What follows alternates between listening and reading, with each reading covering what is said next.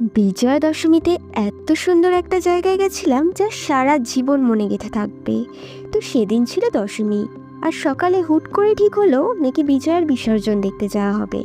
তো যাব বলে রেডি হয়ে যেই স্টেশনে গেছি, ও মা, অমনি সামনে দিয়ে ট্রেনটা চলে গেল। অগত্যা 30 মিনিট ওয়েট করতে হলো। তারপর ট্রেন চলে এলো, আর তার সাথে বৃষ্টিও।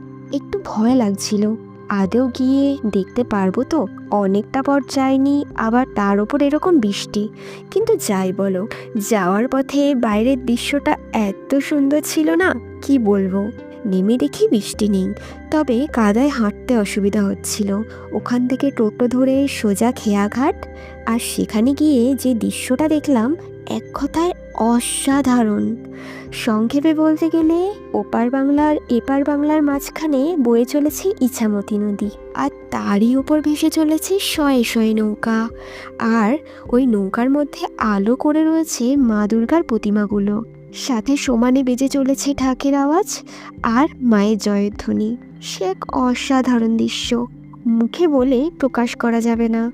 দেখতে দেখতে পুজোটা চলে গেল, আবারও একটা বছরের অপেক্ষা। আচ্ছা, তোমাদের এই পুজোটা কেমন কাটলো?